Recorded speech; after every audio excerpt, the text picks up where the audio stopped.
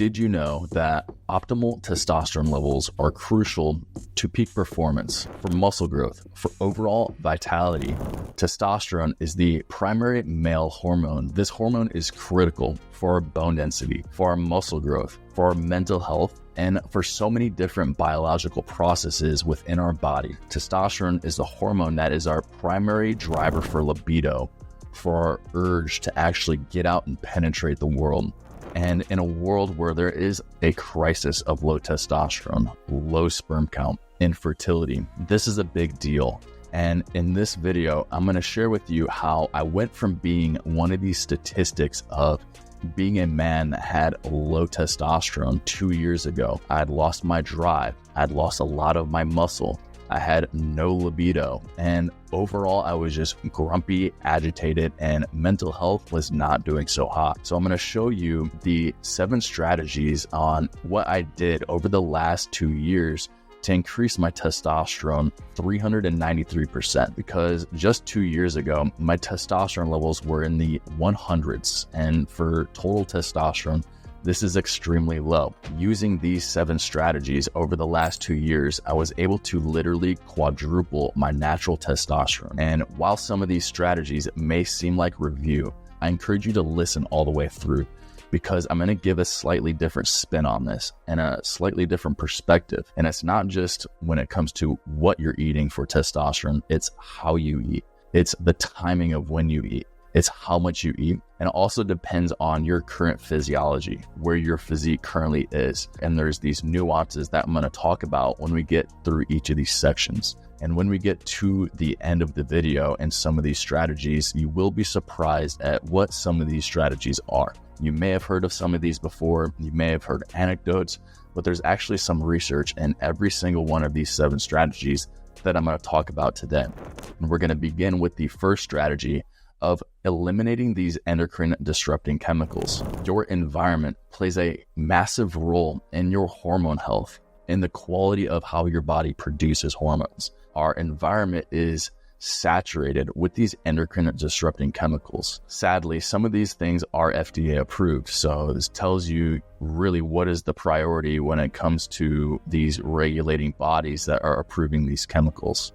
Your environment is surrounded with these endocrine disrupting chemicals. Things like plastics, BPA, phthalates, parabens, things in our water, our food, and our body care products, our clothing. So many of these synthetic fibers such as polyester, spandex, these are leaching microplastics into our body. And we've seen this again and again with research. In the last month, there was a new research study that was released that discovered microplastics in 100% of testicles sampled in this study. This is a big deal because it's very clear that these endocrine disrupting chemicals are getting in our bodies. We're finding that the majority of people have some degree of these microplastics in our bodies now. And if you have these microplastics in your body, what it's doing is it's disrupting your hormones. What it's doing is it's telling your body to either not produce testosterone, or it's telling your body to produce more estrogen. These endocrine disrupting chemicals, they act in many different ways. Some of them take up space on the androgen receptor so that testosterone cannot bind to that receptor. Other EDCs may trick your body into thinking it's an estrogen, and therefore it binds to estrogen receptors and acts like estrogen in the body. These EDCs act in many different ways, and at the end of the day, the most important thing is that we need to eliminate these EDCs. So this means that we need to reduce our exposure to these EDCs. So how do we do this? Well, it begins with awareness, with being aware of what are you putting on your body? What lotions, what body care products, what deodorants are you using? What are the different products that you're using if you're using makeup? Women, they tend to use a lot of makeup and a lot of these body care products that are destroying their hormones. And it's interesting to see what's happening with men who are consuming or exposed to these plastics, that it's shifting their biology to be more like a female. And in women and females, it's actually having the opposite effect, where it's shifting females to be more like males. So the important thing here is that we need to eliminate these EDCs. This means we need to be aware of what we're putting on our skin, on our body. what we're putting inside of our body, the foods, the waters. If you're using water that is in plastic, if you're storing your food in containers that are plastic, these plastics from these containers for your food, for your water, these are leaching microplastics into the food, into the water, and this is how they get into your body. If you're wearing artificial synthetic fibers such as polyester, spandex, what's happening is these microplastics in these fibers are leaching into your skin. The worst time to wear these are when your body temperature is increased and it's moist, it's wet. And a lot of these synthetic fibers are designed in workout equipment or spandex or say performance shorts. All of these things contain these microplastics, and it's a worst case scenario when you're working out, your body temperature's up and you're sweating. That's a recipe to pull these microplastics into your skin. So you want to be sure that you're choosing natural fibers, organic cotton, that you're choosing body care products that are free of BPA, phthalates, parabens, that you're choosing good quality water that's free of these processing chemicals, free of things like fluoride, atrazine. This means you need to avoid tap water to get good quality filtered water. And if you are going to be buying water in a container, make sure that you're buying glass water. So this is really important. And this is why this is strategy number one, is because for many of you, just by beginning the elimination of these toxic products, you can start to see your testosterone levels increase. So that's number one, is to eliminate these EDCs, to increase your awareness. And yes, I know this is a hard thing to do. Plastic is in everything. These EDCs are everywhere. And I get it. I've received messages saying, bro, there's nothing I can do. There's nothing we can do. These are in our environment. Ultimately, that's the victim mindset. Be empowered. Look at your responsibility to make better decisions, to have awareness, and to make good choices on choosing good quality products for your body, for your food, for your water, for your clothing, etc. Strategy number two is a game changer for optimizing your testosterone. And before you jump ahead, I want you to understand that this goes far beyond what exactly you're eating. And while this is important, this goes further into the timing of when you're eating. This comes down to, what is your current physique looking like? Are you the type that's overweight? Because the number one way that you can increase your testosterone levels if you're in this situation, if you are 30% body fat, if you are 50 or 100 pounds overweight, the number one way that you can increase your testosterone levels is by losing fat, by going into a caloric deficit, because your body fat is what's keeping your testosterone levels low. The excess amount of body fat keeps your estrogen up and it keeps your testosterone levels down. So it does depend on currently where your physique is at. And the number one way, if you are underweight, if you're skinny, if you have a low body mass, the number one way that you can increase your testosterone levels is to start to eat quality foods, to get into a surplus of eating good quality fats, proteins, meats, nuts, eggs. Choosing good quality foods is going to help you to not only provide the substance for your testosterone to actually synthesize, but if you are underweight, to go into a surplus of calorie intake.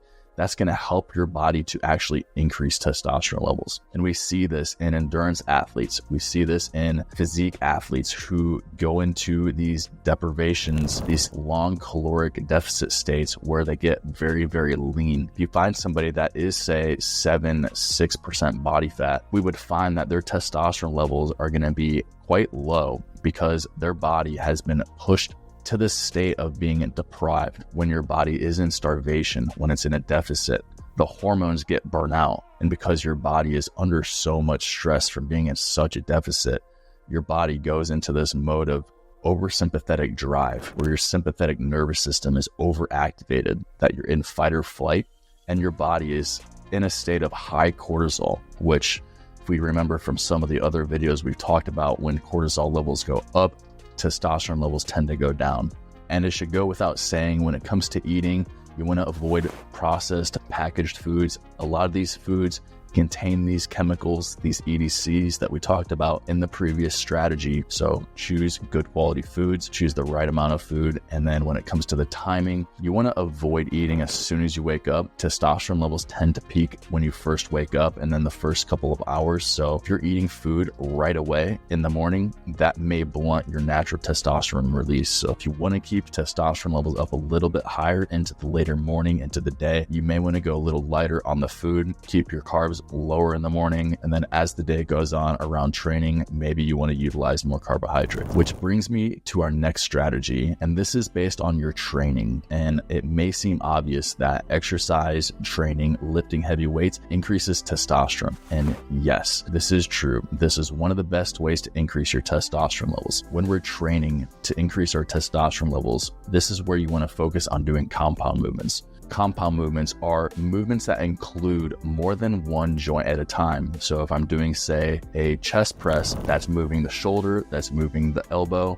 So we're moving 2 joints, that's a compound movement. If I'm doing squats, this is moving the hips, it's moving the knee, and it's moving at the ankle. So when you do these compound movements, this is going to recruit the most amount of muscle mass, the most motor units, and activate your nervous system to the highest degree. If you're wasting time on single joint accessory movements like tricep push downs, single arm bicep curls, and you're really focused on these movements, you may get a little bit of a pump, but this isn't going to do much for increasing your testosterone levels. And research shows us through the work of Dr. Duncan French that doing a 6 sets of 10 compound movement with a 2-minute rest break between each set at an intensity of an 8 out of 10 RPE, following a structure, a protocol like this is how you can train to optimize your testosterone levels. You can check out that research article that Dr. Duncan French has published, looking at the different protocols to boost testosterone levels. The one that I referenced, the 6x10, that's the one that seems to have the best evidence so far. And when it comes to how often you should be training, aim for at least 3 times a week when it comes to your training frequency.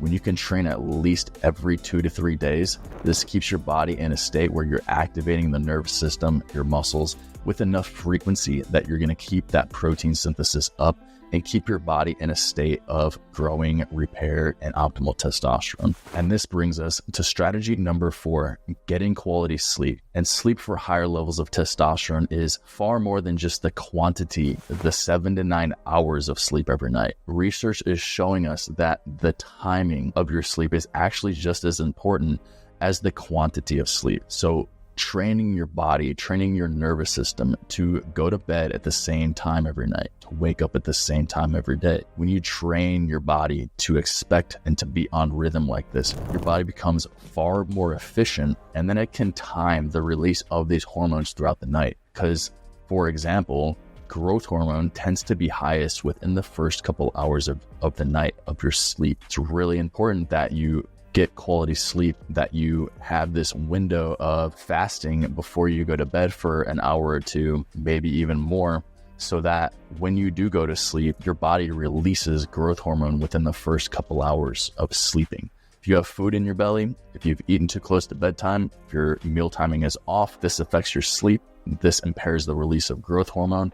And then when it comes time for testosterone levels to start to peak later in the evening or earlier in the morning into the next day, your testosterone levels are going to be affected. So we really want to be sure that we're dialed in with our timing, that we're going to bed at the same time, that you're sleeping in a quality, cold, dark, quiet environment, and that you're waking up at the same time every day too. So even though these things are basic foundational things, if you are missing the boat on these key strategies, then yeah, your testosterone levels are going to be low. Your sperm count's going to be low. You're going to be infertile. Begin with the basics, because even if you do this for the next couple of years and then you go back to shitty sleep patterns or you're a shift worker, this is going to throw your hormones all off. And I hear it so many times from guys in their 30s, 40s, 50s that all of a sudden I woke up and I gained 50 pounds. I couldn't lose it. I didn't change my diet. All of these different excuses, these different reasons, these unexplained ways for weight gain, low testosterone. To me, it's a very clear, comes back to the basics. They've lost touch. You've lost touch with the foundations, the fundamentals of eating, moving, sleeping, what environment you're in, and this is playing a big role in testosterone levels. Which brings us to our next strategy, to use supplementation to optimize testosterone. This is a hot topic. I get asked all the time, what are the best natural testosterone boosters? What are the best supplements to boost testosterone naturally? And while some people will say, don't waste your money, none of these things work, I'm going to tell you that this is all a lie, because these supplements do have evidence-backed research to support natural increases in testosterone levels, both total testosterone and the free testosterone. Supplements such as Tonkat Ali, Fidosia agrestis, boron, zinc, stinging nettle, ashwagandha. These supplements have substantial research to show increases in natural testosterone. In terms of dosages, timing, I go into my full protocol of everything that I did, what I took, when I took it, how I took it, in my free testosterone optimization course, in the link in the description below. Check that out, because I'll give you the specific dosages that I used and what these overall effects were. I do believe that these supplements played a big role in my ability to increase my testosterone levels naturally. Strategy number 6 comes down to biohacks, using light exposure, cold exposure, heat exposure, using these hacks to trick your biology into increase your hormone production, using specific light frequencies such as red light therapy, infrared light therapy, using these lights on the testicles, say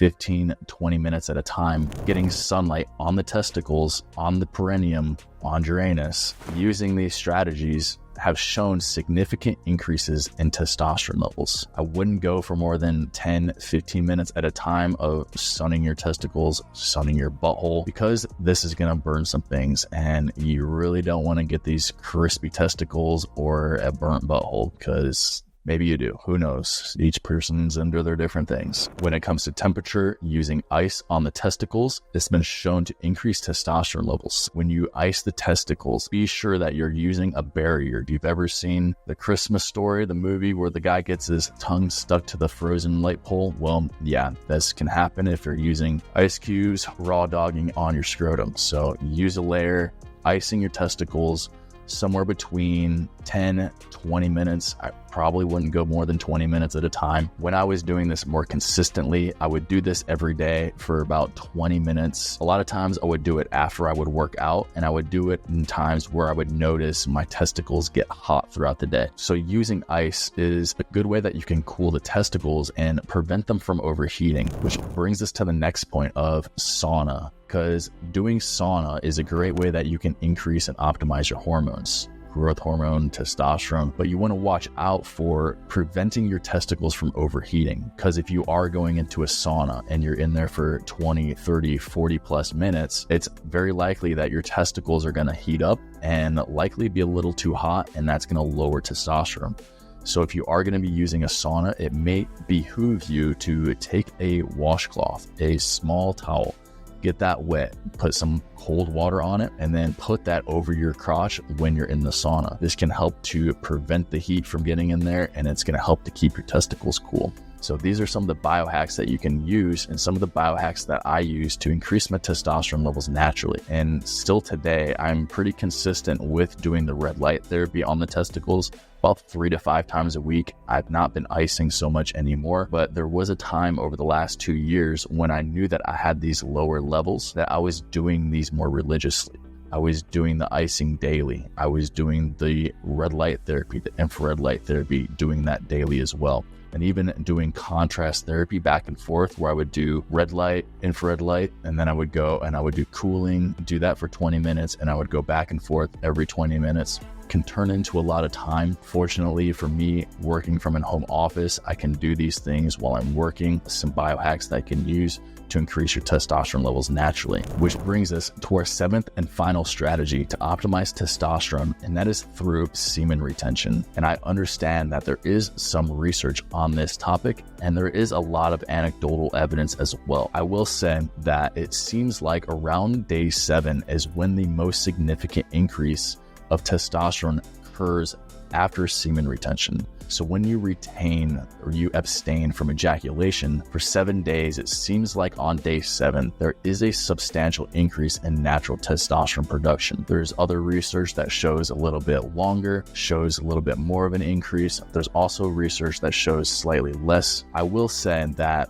if you've not done a protocol of intentional restriction of ejaculation, following a practice of retention, I encourage you to do this, to give this a try. Use this strategically, whether it's short-term, long-term. If you've not done a practice of semen retention, it's really important that you're mindful of the right way to approach this practice, because so many men go wrong in that they completely abstain and they just go for this long period of time without even touching their member. And this is a big problem because what you don't use, you will lose. So if you don't use this thing, if you aren't getting the veins, the blood to getting your thing engorged, to constantly driving blood and nutrients to this thing, over time that will shrink. Don't be one of those guys that do retention the wrong way and end up with shrinking of their member. That's the wrong way to go. Using retention intentionally allows you to increase your testosterone, cultivate this energy,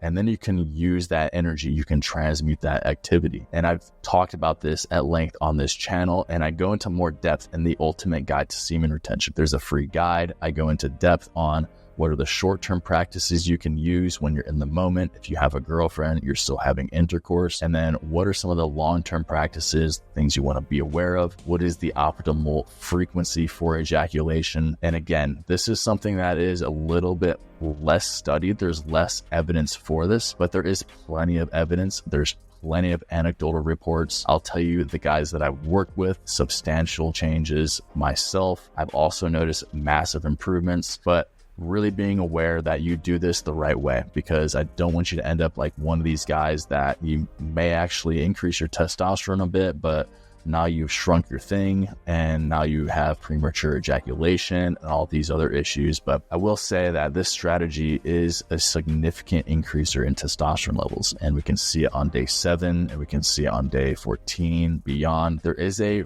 law of diminishing returns though. So there is a point at which this benefit drops off, and for you it may be finding what is the optimal frequency, what is the optimal strategy that you can use so that you can still keep your thing growing, maybe even make it bigger while also practicing retention. So these are the 7 strategies to optimize your testosterone levels naturally. You can get my full protocol for everything that I did to increase my testosterone levels by 400% in the link in the description below.